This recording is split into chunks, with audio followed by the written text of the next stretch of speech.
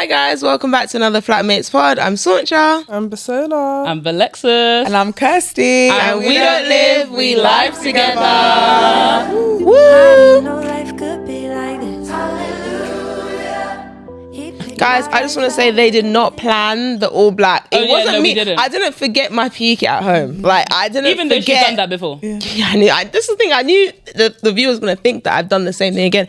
I didn't forget my clothes at home, guys. You know what we do in church, like with the the lady leaders, if like we're all matching colour one day and someone didn't, we'll be like, you didn't pray this morning. Yeah. I think I've heard that. Yeah, you didn't pray this morning. Like as a joke. So like I've heard you say that someone didn't pray before. today. Yeah. Someone didn't pray today. That is so funny. Someone didn't pray today. I'm joking. It's What so- made you pick brown? Because I actually don't know. I think I just chose something that I didn't want to like Would've been so have cool if you like had black, bare. man. If I you picked know would have been in the so spirit. black. But Would have been so cool. Yeah. We've had all black before. Oh yeah. we have. But there's only Yeah. three of us when we had There's all only three of black. us when we all had- Yeah. Maybe it's just a free thing. Maybe it's just a three thing. But it's fine. I feel like the lead singer. I was saying to them off camera. So No, you never. I'm joking. can you imagine? Lying for the cam.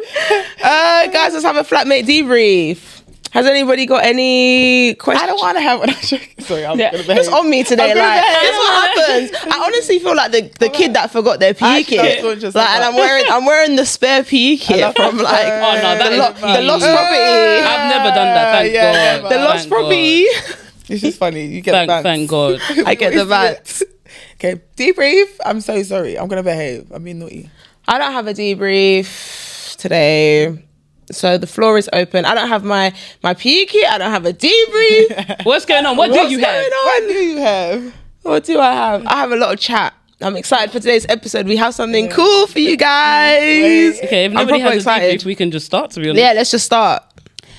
Okay. Who wants to lead what we're doing? Okay, guys, so what we're going to do today is we're going to ask ChatGPT. Is it ChatGPT? ChatGPT. Is it? Yeah, I always get it wrong, and I just say ChatGPT. Okay. I always say B. I don't know why. Yeah, I say B as well. Yeah. We're going to ask, we're going to prompt it, and then it's going to tell us what to discuss. We're going to ask 4 questions to each person. No, I didn't say that correctly. Yeah, it's fine. It's Yeah. fine. They Yeah, get it's it. fine. ChatGPT is You going guys- you to guys run this get it. episode today. Use your school brains. Yeah. Yeah, so I'm going to ask someone the first question. No, say what the prompt is. Like, tell them Okay, what you so the prompt is, we are 4 Christian girls in our 20s who do a podcast. Please ask us 4 hard questions to discuss. Can be Christian related or not. I'm so excited about And then it this. said, absolutely. Hey, Ed. Ooh, it said absolutely. absolutely. You know what? I use ChatGPT like all the time, and like sometimes you got to tell her, "Hey, quit Calm the gimmicks, down. Oh, okay. Calm down. Yeah. Straight to the point. Yeah. Absolutely, girl. Yeah, get straight to the point, chat. I've literally said that to my ChatGPT before. I actually like- say please, you know. Yeah, of to course. ChatGPT. Yeah, you Yeah. have to, because one day you never know. Yeah, Yeah. of course. I'm so polite to her. You never know. How do you know it's her? No, we We go together bad. We fair. I know my girl. I know We my fat girl. including. No, you gotta say please because you never know. It said, absolutely. Here are 4 thought-provoking, challenging questions you can explore on your podcast. These will spark deep reflection, vulnerability, and hopefully some healthy debate among you. So the first one, who wants the first one? Not me. No, you Bugsy, actually. Yeah, Bugsy, you. not it. No, Bugsy, you have to speak more. Bugsy, not it. You got to Yeah. speak more. You got to speak more on this pod. I promise this. You gotta speak more on this pod. I promise I'll do the second. Make it nice. Though. Invisible. Just go invisible. They won't see you. Okay, Sorcha. Oh, wait, I thought I was reading it. Oh, you're You're a reading lead it. singer. I was asking who wants to Answer answer the it. question Oh, first. but you're. I I'm going thought to it was. answer and I was going to pass it on to whoever. Oh, okay. to ask the next person. I thought Yeah. it was the person like reads it out and then says it. But okay. Yeah, Oh, you go. okay, yeah. It says, have you ever seriously doubted your faith or parts of what you were taught growing up? What did you do with that doubt and where are you with it now? Ooh, It's quite deep. that is quite deep and quite Wait, sorry. vulnerable. Did we tell her what areas we want her to go on? Like we specifically. No, and stop calling her her. How do you know her one's a her? Okay. Like, What's going on? You guys beefing? She misses me. yeah. She misses That's me. it. That's I miss it. That's her. it. Don't worry. Go on. Do we when it to specific or just general? I think that question was good question. Okay, yeah. I think it's yeah, no, but I'm wondering if they're all gonna be. No. It's we'll see. Yeah, different we'll see. categories. Oh, It's got yeah, different that's categories. Okay, cool. we'll see. So, have I ever doubted my faith growing up? And like, what did I doubt and how did I overcome it? Basically. Okay. I've actually never doubted my faith. So I wish I could give more to this question. Because no, I've never doubted my faith. I've never thought that what I believe is not the truth. I've genuinely always thought it was the truth. I would say that there was a period where I got more deep into like the theology of my faith last year. I done LMA, which stands for Lay Ministers Academy, and it's basically like the minister course in my church. And during that, we had to do evangelism. Kirsty's done it as well. She's the OG. You're actually the reason why I done it. I don't know if I've ever said that before. Oh, that's cute. Yeah. Really. Now we're friends. No, but yeah, genuinely, like I remember when I went to watch your preaching practical, I literally messaged PK afterwards and I was like, I'm doing that next year. Like, that is so good. Please hold me to it. I'm doing not there it. yet. And the time was coming up and I was like, has he forgotten? I hope he's forgotten. He did literally remember. And I actually still had it. And actually he replied, I'm gonna star this in our chat. Oh. Yeah. And then I done it. So nice little cute little moment. Oh, Yeah, thank you you. did smash it. But yeah, during that you have to basically do 4 weeks evangelism in Finsbury Park, which is a predominantly Muslim area. When I tell you I was so out of my depth that I'd done like a couple bits of evangelism in my old church when I was younger, but I was like 15, 16. It just wasn't the same.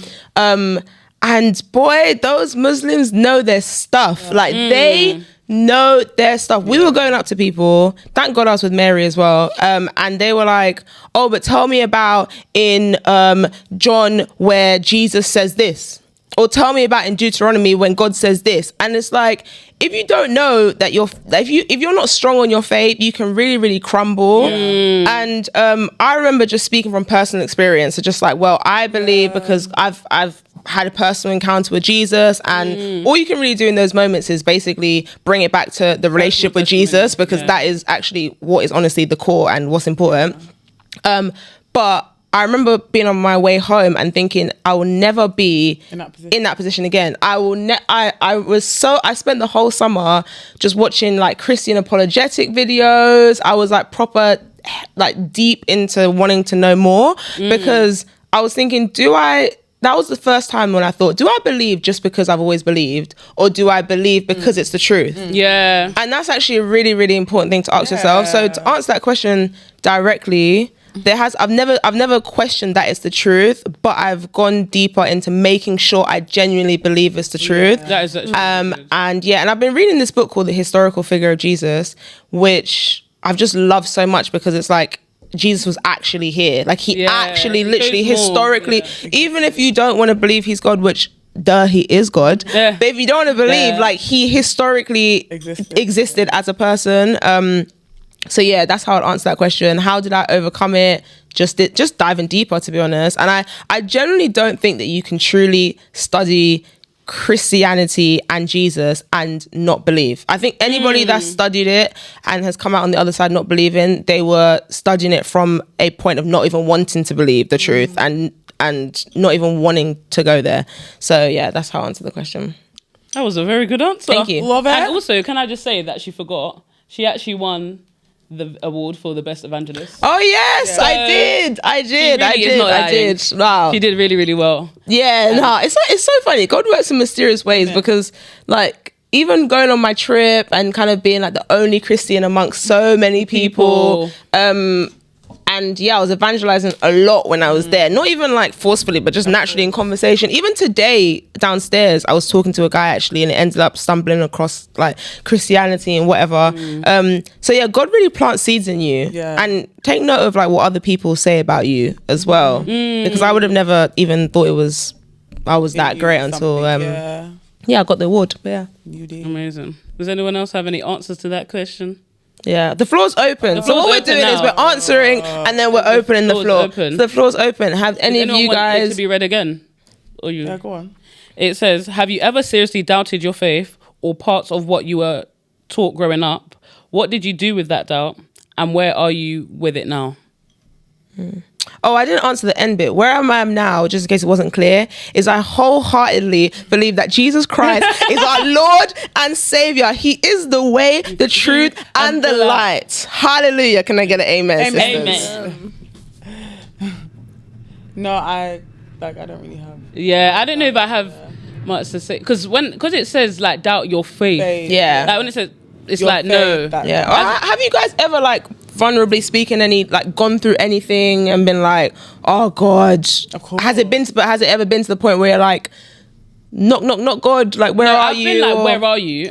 I've been like, I know you're there, so where are you and why am I going through this? I've definitely been like that. But I feel like what is good, and I think I gave a testimony about this, is that's why I feel like it's also important to serve in church. But I always, no matter what happened, I always had to show up in church. And every time I went to church, God gave me more light and showed me where he was. So what I wouldn't say I doubted my faith, but I was like, one thing about Christianity, you're not always going to feel something. I feel like people always search to actually like have a like particular feeling or I don't know what. They just want to feel something. Oh my gosh. In the way that they feel like, and it's also they want Jesus or God to like, they want God to come in the way they want, but God will play it in different ways. So I feel like every time I had to go to church or like I had to lead home cell or I had to do certain things, God showed up in different ways and opened my eyes to see him in different ways and how he could show up. So I wouldn't say I doubted my faith, but I've said like, God, where are you? I can't see you. Like I'm literally drowning right now.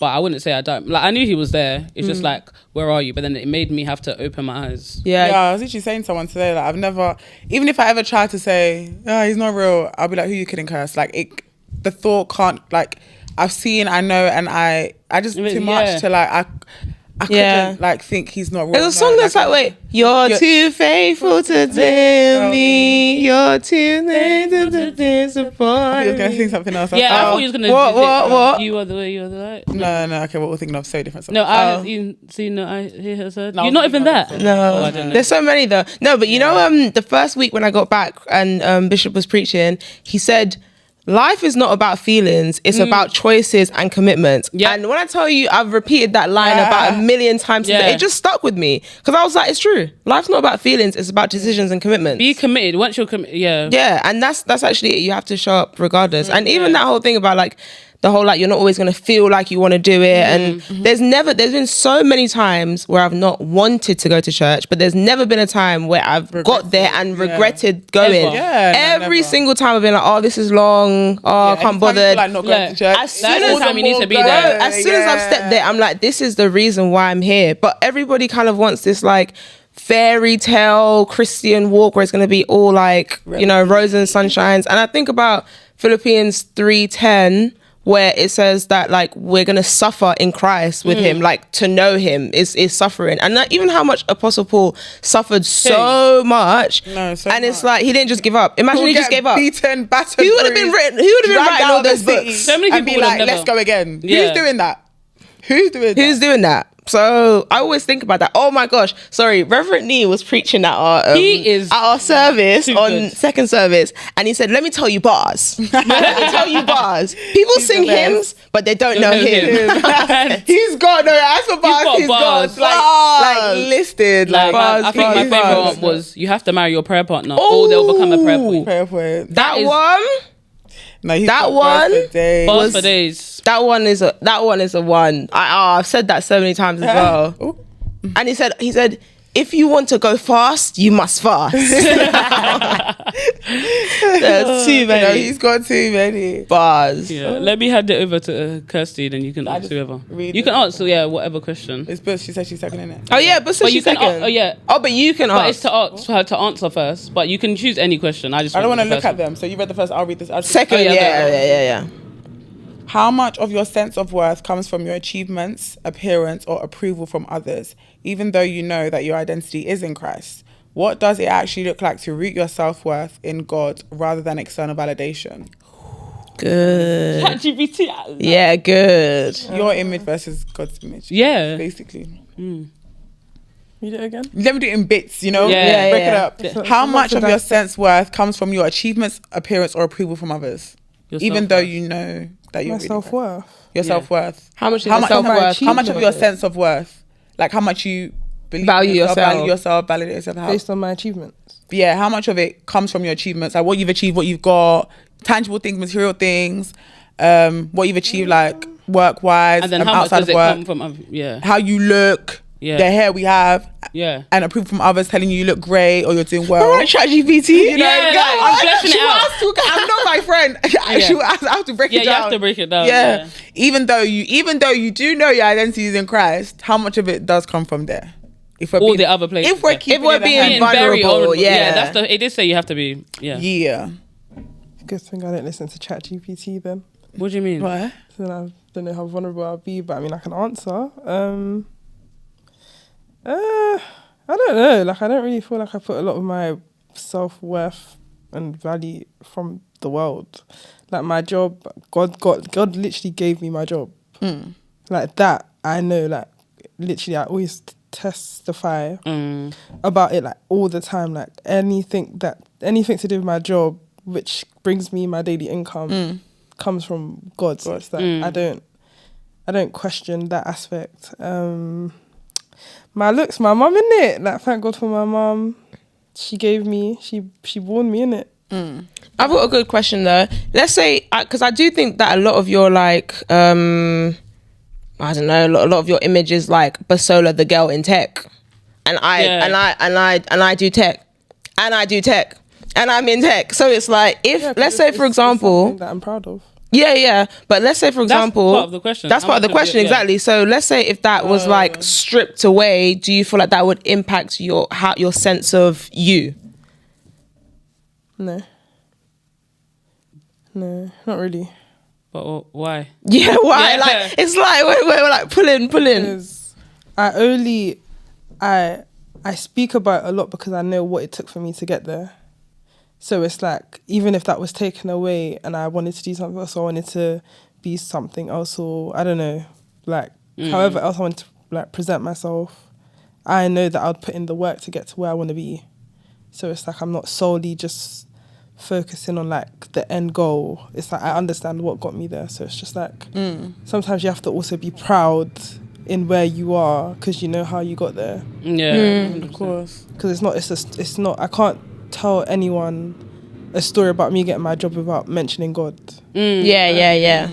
Like, I would be doing myself a disservice. So Yeah. I'm just Go on. No. I was gonna say, it's good that that's how you feel, because for a lot of people, if their main thing was to be taken away, they would actually have a big identity crisis. Like they would, because I even was thinking to myself this week, like, I'm actually not gonna work where I work forever, and it's like, oh, what if I actually don't like become a lawyer? Like, would it affect me? And yeah, I'm gonna be honest, it would. I would really be like, I would have a whole thing of like, oh my gosh, I'm actually not a paralegal, or oh my gosh, I actually never ends up doing this, and it would affect me. That's not to say I 100% put my self-worth in my career. However, it does play a big part of my self-worth. 100%. That's just me being completely honest, because I have worked hard for it, and I think that you have to find the balance then Definitely finding the balance, between like it not consuming you and being all you do.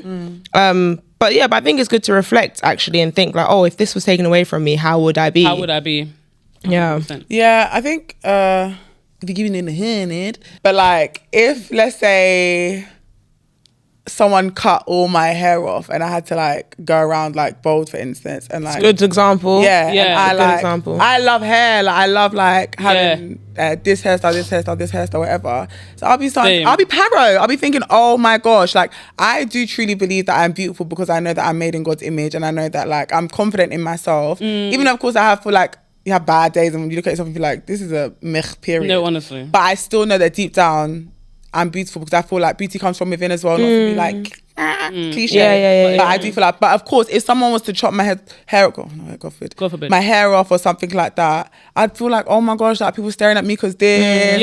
Or like back in the good example. Back in the day, I used to have spots. Like my acne was bad. Like to this day, I made a photo album of it because I was so like determined that I was gonna get to like clear skin, and her skin is good now. Yeah, it's not even perfect, but I thank God, because like to look like to look now and like not see like scars and stuff and spots, but back in the day it was normal. I used to hate it. Like, I was so insecure. So even though deep down, like, oh yeah, we know God is has made us in His image, etc. Like, I know that I'm beautiful. I know that all these things. I still felt like, like you'd look and you see spots here, spots here, spots here, and you just start to feel really rubbish about yourself. Yeah. But I think it was the internal, like, constantly reminding myself of who I am, and just knowing that, like, regardless of what was on my face, one, I still got pink. And that's on period. And two, genuinely, like, I think when you are beautiful within and when you just like are just joyful and you just love life, whatever. You still radiate beauty. Yeah. So like even that, I just felt like, ugh, if I show the pictures, like so I think like I've had a period where like, I felt like, oh my gosh, even though I knew that. But then like fast forward to like today, for instance, where I'm not like working. So like I'll put this down to the achievement section, let's say. Even though like, not achievement, but like let's say like status or work, whatever. Like I'm not actively working right now. And it's so easy to feel like, oh my gosh, I'm not this, I'm not that. Like I'm behind, like I've lost this, But then you just like, when it comes to that area, I have so much peace, and it's like because I know what God has said about me, I know what He said concerning me, and I understand that His promises are yes and amen. And He said something, it's going to come to pass, and I'm glad I've never let it like put me down or made me feel like, oh, I'm illiterate, I'm inadequate, I'm this, I'm that. Because I know I'm so smart, I know I'm so hardworking, and I know that the right one is coming. Amen. So I have had times where like I felt like, these things have affected me regardless of what I know. And there are times like now where I feel like, no, I'm not going to let the sense of like the world affect me. Like 100%. So that's my yes and no example. That's actually really good because I feel like men in particular not having a job as well. Yeah. Oh, yeah. It, like, but especially because man, you think provider is just so 100%. like, so that's actually good advice. Yeah. When you were when you were talking, I was thinking about that's why it's important to have substance, as in like as a person, and have more to you. Because even when I was thinking about like how much I put on my career and everything that I do, I was then thinking, but even if that was all stripped away from me, I actually am quite. Like I really like to give. I really like to travel. I really like to this and whatever. And then it made me think it's so important to be a well-rounded person. Like have more to your character because than just your job. Than just your job. And I think that's also or just your because you're still always busy. The other day I don't know how you have a job. I don't know. You know when, I don't know what's gonna happen when you get to the other day I said to someone like, when I'm working again, how are you gonna? I don't get Bro, it. you're so busy. You're like your but then schedule. it also makes me grateful to God because it's like He never has left me idle. Yeah. And I don't understand. He's a good. Yep. He's a good. Yeah. But like that. Yeah. That well-rounded. No, it's true. Be a well-rounded person because then if one thing crumbles, you still have another thing to hold on to. You still have another thing to hold on to. Because it's easy to get caught up in I do this and I am this because of this. Yeah. And even oh my God, this is a good exercise actually. Like introducing yourself. What do you guys say? Remember the like other day at the event when it was like, because this happens. When someone says like, oh hey, like what do you do? What do you do? It's I'm always like, now I say, hey, I'm Sauntra, I'm a Christian, I'm a paralegal, and I whatever. I try to start with like something that I am as opposed to what I do. Yeah. Because whereas before I'll just be like, hey, I'm Sauntra, I work at MS and I have an Airbnb business. Oh, and I go to church. Like, do you know what I mean? So yeah. How would you guys introduce yourself? I'm definitely going to rejig it. But when obviously because we was at something that was networking and we knew they was directly asking us like, what do you do for work? No, I thought you meant for work though. Like I would have started with like what I used like GT. Yeah, exactly. Yeah. It was directly for work. Yeah. That's what I was saying. We just went with the pod. Yeah. We just went with the pod. But that's the thing though. It doesn't have to be directly to work. Yeah. It doesn't have to. It's just you as a person. Yeah. It's just you as a person. True. So what would you say? Like someone's like, oh, what do you who are you? What do you do? I'm Basola and I do tech. I never actually say. I never really tell people I do tech. I don't tell people. No, they're saying if you ask. We're saying if you. Yeah, as in like if you've gone somewhere and they say, oh, hey, everyone introduce themselves. Oh, what do you do? Well, as in like not being funny, I just feel I'm Basola and I do my best. Like I've actually introduced with that before. Oh yeah, fair. Yeah, fair. People, like that's when. So I don't really like saying, oh yeah. Because I mean, if I say I do tech anyway, then that that I feel like that even opens too many doors for conversation. Yeah. Because when people start asking, okay, how do you do it? It's like, oh, Yeah, it depends. It depends what. Yeah, kind of because you setting could that be you're in a place that you want there to be conversation. Though there about could that, be yeah. or like, I don't know, important person there that you want it to open. Wait, what was more of the question? I don't know if I have. I probably do have stuff to say, but I can't remember the question. The next part was, what does it actually look like to root your self-worth in God rather than external I feel like validation? you kind of answered that. You can. Okay. No, but yeah. I think just to be rooted in the word. Yeah, it's Like, definitely rooted. Yeah, in the this word. week I was thinking the Bible is actually the best self-help book in the world. Yeah, I can't even Like get into self-help everything book is anymore. there. If you need an answer, open that everything. Bible. No, literally. If you need an answer, like the way everything's there is just, it's just dumb. I was actually, oh my god, the sermon Jerry Flowers that you sent me, he was talking about different wills of God, and one of the wills of God is the known will of God, which is basically like it's written, it's known. So for instance, if you're thinking, oh God, I need to hear your voice, like I'm Christian, should I marry this Muslim person? I need to know.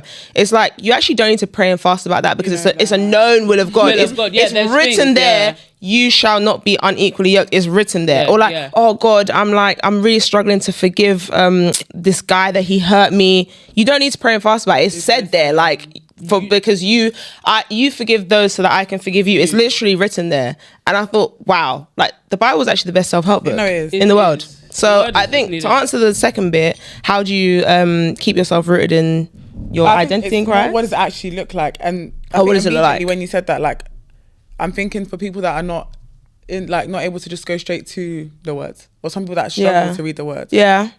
But I think, what does it actually look like to root your self-worth in God rather than I external think validation? actually being vulnerable with God and saying everything how you feel as much as possible. Like in prayer. I literally will have prayer time or just literally just talking to God. I'm like, God, why do I feel like this? Why do I say like I generally will? Before I probably used to, I don't know why I would hide away from it, but now it's generally like everything that I feel, whether I feel insecure, whether I feel not enough, where I feel like I'm not going to achieve something, where I feel like I'm not going to get through the week, I just say it. I feel like that's what it looks like to start off with. To look like. Just to tell God out of your mouth, and there's actually power in verbalizing what is in your head. So I was 100%. genuinely just start by just speaking to him about every single thing, and you never know, you'll then decide to open the Bible and the verse that you read straight away will be an answer to everything that you just said to him. Yeah, Trust yeah, me, yeah. He will find ways, like I was saying before, to speak to you in different ways. Whether it's a sermon, like even that sermon, I sent it to Suncha, is exactly what she needed. Yeah. It was crazy. That day I had written down like my thoughts, because one thing about me is I'm gonna mind dump. Yeah. And I even recently I've started sending my mind dump to the person that it's relatable to. Like that's actually how far I'm going, because I need to get everything out of my mind, or I like write it down as if like this is to God. And every single thing that I wrote was said in the sermon. As in, like, when I sent it to Lexi, she thought that it was a sermon note. I thought it was her note. I mean, Like, from the sermon. And I was like, scary. no, this is what I wrote 6 hours ago. Insane. Like, yeah, insane. That's what I would say. Yeah, no, you said scripture, you said conversation, but I was going to say just affirming his word. So like faith confessions. Confessions. Confessing, like, well, our faith confessions are scriptures, like we just Are born confess, of God. yeah, like just knowing what the Bible actually says about you, or knowing what God actually says about you, and the only way to know that is actually going to read the Bible, and then believing that what you're reading should be a mirror. So as you're reading it, you should become like that. So if the Bible does say you're fearfully and wonderfully made, you believe that. You know, you become that, you know? Yeah, and if you guys actually want our faith confessions, I'll send them to you. Because I actually had a time where I was like reading them every morning. That's why I literally printed it off and I've had it on my wall. Know them. That's why I know them so well, because I literally used to start my days with them. Yeah. I literally used to start my days with them. Should we say it now? Huh? What did you say? I said, should we say it now? Okay, so who's answering this one? You've answered. Have you answered? Did you start? Oh, no. I started, then it was Basola, so now it's you or you. Any. I'll go last. Okay. Where do you see injustice? This is probably a good question for you, actually. Where do you see injustice in your community or in the world? And in what ways do you think you might be complicit in it? Even unintentionally. What would it look like to move from awareness to action? Oh my gosh. So let me just break it Where down. do you see injustice in the world? Where do you see injustice in your community or in the world? And in what ways are you complicit or unintentionally aiding it? The children. This is so hard. There's so many things. There's so many things, yeah. Injustice. Oh. And how are you, Maybe start with, where do you see injustice in the world? This can lead, bracket, thanks ChatGPT, this can lead to a discussion about race, poverty, consumerism, or other issues. Oh, the brackets helped me. I was struggling to I don't even know if I would say injustice. I would say at work, I wouldn't say, it's hard to say injustice because there's only so many like practitioners, and obviously I work in a community mental health team, but I feel like it's I don't know if it's necessarily injustice, but I could feel like people need more help than others, and other people are getting help first because they was already on the list. If you get what I mean. So like I work in a community mental health team. I feel like someone would have literally just came out of hospital, for example, and now they're in the community mental health team. I'll have someone that's already been on the list for time and they're pretty much doing quite well, but they're still higher on the list to see the psychologist. In my head, I hear it first, like people who's on the list, but whoever, the person who just came out of hospital needs it more. And I feel like it's kind of and unfortunately, I'm part of that because I have no choice but to stick to the rules. If you get what I mean. So you're complicit. I literally have no choice. I can't see that, like, you can't see the person ahead of someone else because of a list that is there. And I feel like that needs to be rejigged in the NHS 100%. I feel like, I don't know if I would say a complete injustice, but just like loads of people when they get sectioned, they get restrained really badly by police, and sometimes I feel like police are called too quickly in a mental health crisis. Oh, okay. Like this person is of course they're thinking like just you never know what's going to happen. Safety, you never know what's going to happen. You never know what's going to happen. But then that person is then scarred for the rest of their life because they was restrained by 10 million thousand people. Like it's actually really bad. Like one of my family members, her brother passed away because he had mental health issues and he was restrained by police officers. Obviously, it's a whole thing now. It's even a course that we have to do. So it's like people don't go straight to call the police. But for me, that's a big injustice. Like too quick. They're restraining too it's because quick. Everyone's. It's so hard to know how to to navigate that. The on the flip side, if something then happens, it's like that person's lost their life at work. That is the thing. You know what I'm trying to say? It's just kind of. It's hard to know when and the balance, but I feel like there is sometimes an injustice. So I feel like what they're trying to do now in NHS is educate people as much as possible. Yeah. I think education is it's honestly where it starts with everything. Some of the training that I do, I think, you know what, this is actually good. So they're working on it, but I feel like in that sense, there is injustice. I feel like I'm trying my best not to be part of it, but when you work in somewhere where there's already a system, there's nothing that you can do. There's literally nothing that you can do. I don't know, I just didn't fully agree with the last bit. What was the last bit? Because as in when you work in a system, there's nothing you can do. Oh, not completely nothing. Like I can speak up and say that's why we have something called supervision, and if we're not happy with something, we consistently will say it to our manager and how we deal with it or whatever. You can, but then it's like I'll be fighting for a long time. I do get that. It's just if you're willing to fight. That's the thing. As soon as you said, I was thinking, but that's not exactly what we're called for. Yeah, that's why. Yeah, it's if you're willing to fight the fight. Willing to it's willing to fight voices, because we say, like we wanna see change in our world, but it's like if we're constantly in the back seat and we're allowing the ones in the front seat to make the decision, which is why we need to be the ones that are going to those places. It's very so not as simple as knocking on someone's door. Yeah. But I think if we think it's a system we can't change, that's the problem's always going to remain. But which is not your fault. No, it's not my fault. One thing I would say though is the NHS are doing better than people. Before I used to think they're rubbish as well, just because I couldn't get a doctor's appointment. But genuinely, just because I couldn't get a doctor's appointment. So are they or not? No, but they're actually, the team that I work for, they are so good. Like one person, like there's someone that I see, he sees me, he sees a therapist, plus he sees an occupational therapist, plus does family therapy with his family. Oh wow. And that's all from our team. So mental health teams are actually doing a lot. There's just not, the NHS just doesn't have enough money to staff enough of us to do more. That's the issue. And then also the issue is some people need to be discharged, but they're too dependent on us. But then other people are not really getting the help because other people are not being released. So it's turned into a completely different conversation. No, but it's I'm so sorry. I was actually I was into it. It's turned into a completely different conversation. Yeah. But it's just a whole lot. It's just a whole lot. I have one that but this is also, I have a question at the end of it. I think an injustice is how many how much black people are not represented in the corporate world. I think that's a really, really big injustice. However, the question that I have for you guys is, how do you feel about those initiatives that push more black people to be in the workplace? So for example, let's say you're more likely, okay, there is a law firm that has a VAC scheme, but you can only apply to it if you're black or from a low socio-economic family. What do you guys think about those type of initiatives? I'm for it. That's the thing. It's like, I'm for it, but then it's giving pity. It's giving like. No, but then I think at the same time, how many we're gonna complain either way? That's what I was gonna say. I feel like we're gonna complain either way, but I feel like there's two different sides of black people. There's black people who just don't want to be the victims. And then they will not allow themselves to forget. They'll keep going. Then there's the other side who will leech from it, and everything is like, because I'm black, because I'm black, because I'm black, you're doing this, sometimes just get up and work, so it's like so annoying. The thing is, I do think that there's a shift. What's annoying?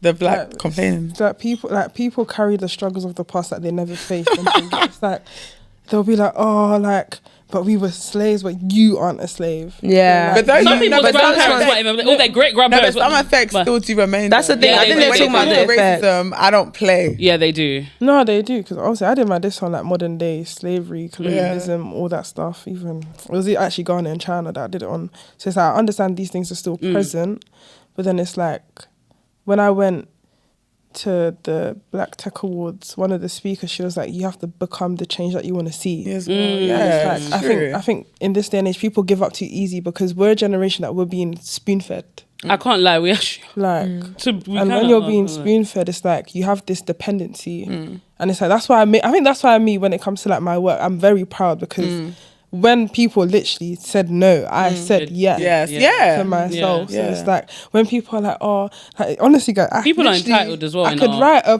pamphlet of the names of people that have asked me to get them into tech. Like someone even messaged me, like, oh, I got someone that needs a job in tech. I'm not a recruiter. I'm actually not a recruiter. Like I actually had to start somewhere, and I feel like people just need to gain some dependency, or just like. I just think if you don't, not be so entitled and just expect that to be given something. People don't want things as much as they say they do. That's another thing. Or they do, but they're not willing to work. They're not willing to get it. I think people do want the things, but they're just not willing to work. But that's because they're seeing all the quick. They're seeing all the. We're a fast food generation. But it's like people be like, oh, work in tech because there's money. Okay, but the money's at the cost of what? Like, bro, we have sleepless nights. Like I work for every penny I get paid. And it's like. You guys don't see that, but I'm not going to show you that I'm working till like 2 a.m, 3 a.m, but it's like, you can't just be like, oh, this has this. And yes, it does have money, but understand that the money we're making... It's for a reason why you're making it. Like, the sacrifice that comes with making that money, it's a lot. So I can't give you all the skills and the tricks and everything to get into this industry because I had to find it out for myself. Like, I can tell you how the industry is. Like, black and white, it's not easy, but... Getting there, I can guide you, but I can't give you the job. Like people that's the thing. Like people speak to you and want you to be like, okay, go to this recruiter, say that you know this person, and then get me a job. Like, no, like it's so unrealistic. I do think that it's deeper as well, though, with the whole like injustice with black people in the corporate world, whatever. Because a lot of the times when the CVs, they don't even know if the person is really black or white, but they're basing it off of like their last name. Not even the names. The names is a real one, but like the school that uni that they went to, or blah blah. But then it's like if we're tracing it back, like the majority of people in my department went to Oxford or Cambridge or LSE or like all these like top unis. So it kind of is like, but the majority of people that go to those unis are white. So then it's like, if that's where you're recruiting from, then they're naturally, so to them it's like, oh, black people just don't apply. Like, do you get it? But it's like, they're just not even there, like in the places you're even going. To give so people more of a chance. It really goes way, way, way deeper. It's just, it is. Because some people don't actually go to certain, like for example, we have a friend who got into, is it called Exeter? What's it called? Warwick. Oh, he came to Leicester. Yeah, but that's even me. I even got into Warwick, but I didn't want to do law and sociology. I just wanted to do straight law. You see what I mean? So you just decided to go Leicester, and that was between if you can apply somewhere or not. Not but whether they're going to choose you or not. People, they definitely don't look at the circumstances. Yeah, no, they don't. The next question. Oh, it's a question. Oh, I actually do know. Yeah, I was gonna say. It's always a guess every time. No, you're not. Yeah, No, I've done it. It's not you. Oh, Yeah, but she's asking me. Oh, this is a good one for you. Really? Oh, that's good. How do you navigate friendships or dating relationships with people whose values fundamentally conflict with yours? Where do you draw the line between loving others and protecting your own convictions? That is. Oh, we let's kind go. of discussed that though. Yeah. GPT kind of knows us. I feel like every question we've had to each other is It like, worked. well suited. Yeah. Ask part one. Oh, okay. How do you navigate friendships or dating relationships with people whose values fundamentally conflict with yours? That one is a good one. I discussed You the have other one so last many different week. friends. Yeah. It was last week I discussed Is it it. the other one or this one? Then she was like, you kind of so good that it was last week. Yeah, that's what I said in the last episode. Yeah. I didn't hear that. What were you saying, What? No, I said I feel like you have so many different friends who do so many different things. I don't feel like all your friends completely align with you. So this is a good question. Say it again, please. How do you navigate? Can I read it? Sorry, I'm a Yeah, visual. just I'm let her so read. sorry. I'm a visual. What are you guys? You can be listeners? That what? I feel like if how I've you read take it, I things would in, have. like you're a yeah. listener. I'm old school. Oh, I can just hear. I can hear, but I really take it when I read. Read, yeah. yeah. Like, I feel like that's why it was harder for something to come straight to my mind. Oh, okay. Yeah. I think I can do both. Okay, so friendships with people who's are being patient, I guess. When it comes to friendships with people that maybe the values conflict, I still love. I still love because I understand that everyone's on a different journey, and there's a scripture in Matthew 9, I think it's 36. I want to say it hopefully as either 9:36, something like that. That basically talks about Jesus having compassion on the people because they were like sheep without a shepherd. And that's how I started to see people that sometimes are like really, really lost. Even like it could be like my own friends or like that don't have the same values as me. We're brought up different. Just because I was raised a certain way, that doesn't mean you're going to raise that certain way. Just because I do certain things, I understand that you might not be doing certain things. I was made differently. So I think I've very much understood that, one, people may just be lost. Two, you can have different values, but you can still be friends. But I think wanting to help them and like still encourage them and speak life into them, etc. Knowing what I show to those friends as well, I think is very important because I want to be an example to people, as if we're talking gods, because that's what we're talking. And if I know that I have a friend whose values are like really, really contradictory to me, to mine, I know that they're kind of fragile. Basically, like I'm careful with what I show certain people or what side certain people will get, just because I feel like some people are sponges and I treat them like babies. Yeah. Some people got to treat like babies, that they're literally like sponges, and like not everyone can handle like the hard meat, The solid food. literally.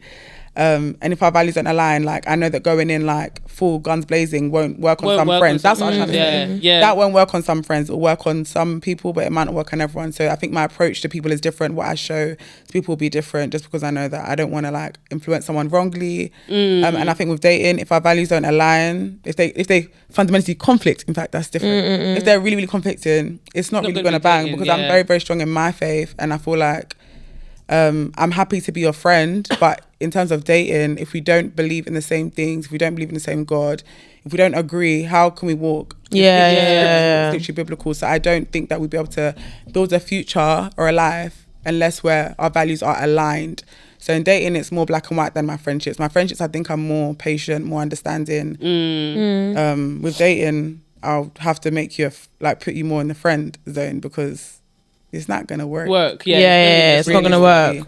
Where do you draw the lines between loving others and protecting your own convictions? I think that's hard for me. That's a good question. In friendship, than dating. I think dating is so like even though not always though. Not like always, if you've already built something, it's so hard to be like, oh man, whatever. Yeah. But I feel like because you know that the future you're trying to build, you think about your kids, you think about generations to come. Which I think is why it's important not to build something in the first place. Just don't build in the first place. If you know, easier said than done. Of course, yeah. But literally, it's easier to not build something. But it sucks. I guess we live in a time where like I've been in a situation where like you vibe with someone so much. You just somehow ends up in day by day, just keep going. You're really cool. Like we really vibing. Yeah. But it's like So I think it's easier to kind of like draw the line, or like be like, I'm not gonna cross this boundary in dating. But with friends, I think it's hard because it's like, I feel like you get so frustrated because it's like, it's not with dating where you can just be like, okay, you're not my Go about your business. husband, you go about your business. Like, you're my friend, like, we're locked in. Yeah. Like, I choose to be your friend, like, I choose to be your brother, us be brother and sister, let's be sisters, whatever. That's hard. It is hard. But then We were you ever talking get about this. Oh, go on. I was going to say, what's the question that you just read out? Where do you draw the line between loving others and protecting your own convictions? Yeah. It's kind of like That's- what we were saying last episode about supporting your friends. Exactly. Yeah. Because I was gonna say, I feel like a lot of people are losing their Selves. self because they don't want to be a bad friend. friend, Like, yeah. so we were talking about this in Bible study a couple of weeks ago because the question was similar. It was basically like, how do you remain loyal to a friend if it goes against your personal convictions? Because we're in the month of loyalty. And yeah, it just boils down to, in this day and age, everybody's scared of being a bad friend or coming across like, oh, I'm the friend who always shows up, or I'm the friend who always does that. But you have to put your conviction first. Like, God always needs to come first, and then because at the end of the day, people will do this whole thing of like, oh, I'm the only Christian in my friendship group, so I have to like carry all these people to heaven. But what if they're carrying you to hell? Yeah. And you're gonna just get swept away, like. And also, you can plant seeds, Apollos waters. Exactly. And then God will do the rest. Because so the seeds that you planted, it can actually. Yeah, I think that particular example, it depends on how strong you are, because like people always, we know like Jesus was chilling with the sinners because he was them. That's what But I'm he saying. was not Depends a your fool to own, be yeah. dragged down. But I guess in this day and age, like realistically, it's like we were saying before about, it's either you're going to get influenced or they're going to. So I think it depends on your strength. On your strength, yeah. Level of. Because a lot of people will say that, like, oh yeah, Jesus did this or Jesus did that, but like you're just not Jesus right now. You're not there. Like, honestly, just self-reflect. Like, it is an excuse. Like, I can go here or I can do this or I can do that and blah blah. But like, just be honest with yourself. Like, just don't. I think it's important. You draw the line. I think let them know your values. So I think you still love them, but they know your values. So like what you're saying about like, if looking like a bad friend means that you're protecting your own convictions and what you stand for, if that means I look like a bad friend, that's fine. But at the end of the day, when they sit back, they'll respect your values and respect what you stand for. But if you're someone that like, they can't say what you stand for, or one day you're here, one day you're there, it's like, you're not cold, you're not hot. Exactly, I'll rather spit you out. And you know what? They might not get it at the time. Like, as in they might, they won't get it at the time. Like, they'll be like, they'll call you the bad friend at the time, but God will reveal it to them in the time that he's supposed to reveal it to them. And also as well, I'd rather be a good child of God and a bad friend than a bad child of God and a good friend. The bad friend is subjective to that one person. Exactly. Yeah, I think if they think you're a bad friend because you're not like because you're supporting values that they stand for and you don't. Why? What kind of person are you? Yeah. Why do you think I'm a bad friend because I don't want to do something that I don't agree with? Like, unless someone's going to kill someone, like, if me not agreeing to like smoke with you makes me a bad friend, then what even are you? How like lost are you? But then some people say, "Oh, that person judged. You're judging me. You're judging me. You've changed up on me. You changed." Yeah. I guess people just need to understand who they're friends with, because I feel like, especially at this age, you realize that the things that you were bonding with your friends previously is not the same. Of course, you're obviously growing up and you're experiencing life differently, and like obviously who we were, like, let's say in uni is 4 or 5 years ago is not the same people that we are now. And I feel like in that gap, people don't always take the time out to understand who their friends are becoming, and then that's where you get conflict, because you're on this journey but you don't know each other, or you don't have, or you're holding that person to who you thought they were or who they were before. Because like I had this thing with my friends that, because they all went to like far, like my old school friends, they all went to uni like all over, and it's like I was like, guys, the same person you left me at college is not the same person I've left uni as. And it's like sometimes when you have that separation and you're not with people, you're not around them, they don't understand because they're not on that journey, and it's like you're not going to call someone every day and be like, oh my god, this happened and this is how I am. Life is not like that. That happened and that's how I am. So I think it's really important, because you can avoid all of this by literally just understanding who you are around and who you're with. And then, because I think it's always good to understand like people's views on stuff. Like you might all have different opinions on like marriage, this, that. Like for example, the living with your partner. Like I don't disagree. You guys might disagree. Do you know what I mean? And it's like, if we had conversations, maybe you guys would understand why. Even if you don't agree, you might understand. Yeah, that's. But I think conversations are not had. Like I think people are just conforming anyway. People are just rather choosing to like compromise their values as opposed to having those conversations. Yeah, 100%. Yeah, and I think that's so detrimental to you. It is. Yeah, I think a lot of people just don't know who they are. And that's another thing. People are not. They have their values, but they're not. They can be easily swayed. Easily swayed. Yeah, exactly. They can be easily swayed from it. That's the so thing. dangerous. It is. And I think it gets to a point. People can be easily swayed, and that's so dangerous. Yeah. It gets to a point because many a times have I compromised my values. Many a times, but it gets to a point where you're like, who are you actually kidding? Yeah. You've got to be real with yourself. Yeah. You've got to be so real with yourself. Like, who am I kidding? And of course, it might not be every value or everything that you stand for that switches at the same time, or you get you change or like stand for it at the same time. Yeah. It'll be gradual and like you got to be real with yourself. I think like if you say something is a value of yours, or if as we ask ChatGPT for Christian girls, because that's what we all are. Your values should align with God's values at the end of the day, and if they don't, check that. No. Yeah. Check that and be real. Check that. But you have to literally go into your Bible and think. Yeah, why and do it I not goes agree with beyond this? Do like, I not know? It's also sometimes it's literally lack of knowledge. It is lack of knowledge. Yeah, and it goes beyond like I think as well. Like so many people are angry. So many people are bitter. Yeah. So many people are proud. So many people lie. So I think it even goes beyond like debate. Oh, you drink, you smoke, you have sex, you party, you go to deeper. this. It's so much deeper. Like some of you don't reflect Christ. Like you may, some of us, before they say literally she's going out there, literally us. Some of us, we don't reflect Christ in certain things that we will do or will say. I'm saying us, so don't come and fight me. Like so, you might go to church, you might do this, you might do that, but if your behavior can make someone think, is that literally then full of scripture but full of hate. Like do I really have values? Or like you have to ask yourself, do I even have any values? Because maybe you don't. Maybe you actually don't have any values. You're just wondering. Because people can go to church and they're not actually like that's their church. God isn't. Oh yeah, that's their routine. It's routine. Yeah, like you're going to church, but God is. There's so many people. It's just routine. make them feel, that was me when I was younger. better. Literally, like just part of my routine. It has to get to a place where you literally have to check yourself and have a relationship with God. You have to check yourself, and it's Check personal. yourself before you wreck yourself, isn't it? It's Period. personal though. Like it's really, really personal. Yeah.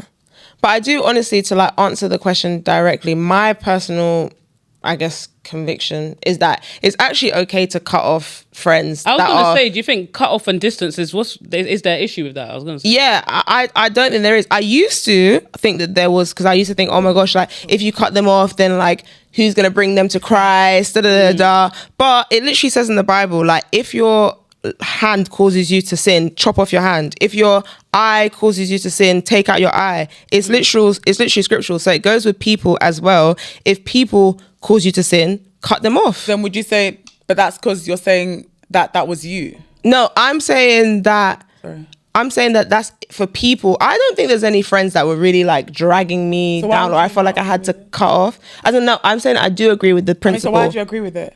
Because I think it says in the Bible that you should cut off anything that's causing you to sin. Yeah. Oh, I get your example. That's what I'm saying. Anything that's causing you. And I even think I've been reading. So what if somebody? That's like a thing. So what if somebody was friends with people? Let's say, for instance, like I have friends that like might do certain things, but it doesn't affect me. Like that's what I'm saying. I think it doesn't affect you. That's fine. But not that it's fine, but it's you. But if it's causing you to sin, it's not causing you. So let's say, for example. That's what I'm asking. Yeah, I'm saying if it's causing you to sin, then That it's okay then to cut I them think it's okay to off. cut them Yeah. off. If there's a friend that's always belling your line to smoke and you do not want to smoke, it's fine to cut them off. You don't need to. There's something that you don't want to do. You don't want to do. It's fine to cut them off. right, Literally, right, I was That saying, friend, yeah. I was starting to say that I've been reading the Old Testament books, like the Israelites, and how like God wanted them to be set apart. Like there's so many scriptures that people don't like because like God's saying like wipe them out and don't do this and and like everybody hates those scriptures, but it's because God wanted the Israelites to be so set apart to the point that he was like, don't mix with these people. Like if they cause you to sin, wipe them out. And I think that obviously that's Old Testament law, but I still think it shows the nature of God, and I think he really wants us as people to be set apart, and for that reason it's okay to cut people off. Like don't think that that I agree. Sorry, I wasn't. if they're causing sin, if they're not, they're causing you to sin, then there's no need to cut them off. Like why would you cut them off? But I think if they're causing you to sin, don't feel bad about it. I feel like loads of people in our generation are pharaohs as well. I was saying it to, I think I said Oh, what? Are pharaohs, as in like pharaohs, because as in like because I'm reading Exodus right now. Every plague, I'm thinking, you harden your heart to this many plagues. Yeah, this is what I'm saying. But I feel like that's people in life right now. As in like something will happen to them. Like for example, there's a boyfriend, whatever, heartbreak. You still don't go to God. Something else will happen to you. You find a new boy that you want to still do whatever. You still don't go to God. I get the analogy. I get the analogy. It's true. I can't like how many plagues? How many plagues? And the thing is, how many things do you want to happen? How many things do you want to happen to you for God to say, no, come to me? Let go of that and come to me. I feel like there's so many. That's what people will say. Oh, it's the devil doing this. No, sometimes it's actually God. Like it's actually God saying, like, I'm going to send you all these things and see if you actually come to me. And your heart is still going to be your heart. Well, I don't agree with that bit. I don't think it's God that sends it, but I think God allows it to happen. I think he allows it to happen for you to wake up and see. But I feel like this generation just doesn't. They'll blame every other thing. It's so easy though. Even like transparently speaking, I think there's bare stuff that I've just not wanted. It's hard to let stuff go. No. It's really hard to let stuff go. But you have to be honest with yourself. I think it starts from an honest conversation with yourself. Yeah, it does. Which loads of people don't have that. They use the things of the world to distract them. They don't have that time. They don't have that quiet time. They're just doing literally everything else except busy from having that quiet time. I feel like loads of people are really Martha. Loads of people are Don't be a Martha. Are busybodies, so they don't actually have to spend time with themselves. Completely spend time with themselves. They have to. People who can't stay in silence as well. I feel like No, 100%. Yeah, the Bible will show you so many different things. Before I read that, I'm always like, God, show me how this actually relates to like my life or people in life. Like, give me revelation that will actually stick with me to make 100%, sense. And that is what Exodus has been doing. No, literally, don't just read it as a storybook. Read it because I struggled. I'm gonna be so transparent. I struggled to get through Exodus so badly. Like it was a real challenge. And then when I was like, oh, do you know what? This is actually God's people, and I'm God's people. So this can relate to me. And then you start to put it to your own life. Perspective. Makes so much difference. Makes so much difference. Basola, what's your opinion on cutting people off and whatever? I mean, I don't think I've actually ever. I haven't cut off more than a handful of people, probably less than a handful of people. But I mean, those people that got cut off, like it was their own doing. Was it like anything to do with if there's like value wise, not just because someone did this. In terms of value, not someone like based on the topic of what we're saying. If your values don't align, I don't think I've ever. I don't think I've specifically ever cut someone off because of our values not aligning, because I feel like everyone that I allow into my life, like obviously we're not all going to be the same, but like I think there's certain things that I look for in people or like to see in people to see if we align there. And I think I've got like my fundamentals. But like, what's your stance on it though? I think friendship to me is like, it's a relationship, it's a partnership, I think it's everything that has a ship is like a partnership to me. Like I always see it as a partnership, and it has to be two ways. Like, and I feel like if you're pouring into someone and like it's maybe not the same back, and let's say I don't know. I don't think I'm wording this right. Yeah, it's fine. You'll get there. Don't worry. You'll get there. You'll get there in 3 minutes and 37 seconds. Though. I mean, I think I agree. Like, if someone is pulling you into sin and you don't want to do it, and you don't want to be around that, like, yeah, I think it's well warranted to cut someone off. But I also think, on the other hand, understand why someone is leaning to those things, to understand, to see if you can be a help point at any point. The thing is, like, when you realize with like things happen in patterns. So I think so. It's like if someone is repeatedly doing something, like, for example, it's like if someone's smoking like excessively, I'm gonna assume something has happened that you like is so bad that you've only literally got this thing to lean on because it's bringing you some sort of pleasure that you can't seek, like you can't find or you can't get, or no, you don't think anyone can give it to you. So I think it's always important to understand why people are doing things, and just don't be rash to be like, oh, I don't want to be your friend, even if you invite me. Because I think, obviously, people might not agree, but if someone invited me to smoke and I don't want to smoke, I will sit with them, like with doors open, have they smoke far. But it's like sometimes you have to be with people when in the moment of like sadness to understand what is really going on. Because I'm very much a physical person. I would not sit there. Not sit as in like, sorry. No, as in obviously I'm not gonna like, if it's, I'm not gonna, as in like, I wouldn't be in the proximity of it because I know I'm not doing it. But as in like, I'll be in their surroundings just to know that they're not alone. Like, I don't know. I get it. I know it was just the example. I know what you mean, but that can get misconstrued to agreement. Yeah, exactly. Like, presence can be agreement. Like you're totally like you're not. It's either. But I think, I do get your point though. I think when it comes to like things and when people are like, I really falling astray, but I just think I always like being physically present as opposed to being present on the phone. So I feel like you can read people's. You can be like, present. Yeah, but not when they're actually doing the thing. Yeah. Or sometimes you just take it and run. Because then that's that's also an option. Does compromise your values. Yeah. Because like, I've been around people because like when people smoke cigarettes, like, I just think it's just. Because if you had a thieving friend, you wouldn't watch them go into. If they had a problem, you wouldn't watch them. Oh no. You wouldn't watch them still. That's a good. So I think it's because you're comfortable with being in that environment. That's a good analogy. That's actually like, a really good analogy. Like, do you know what I mean? I think that's real. Like, to be like, the time things threw me off. That's why. I think it's real to be like, what are we gonna do? Oh, we just reset it. Yeah, I don't know. 1 minute left. There's only 1 minute left, right?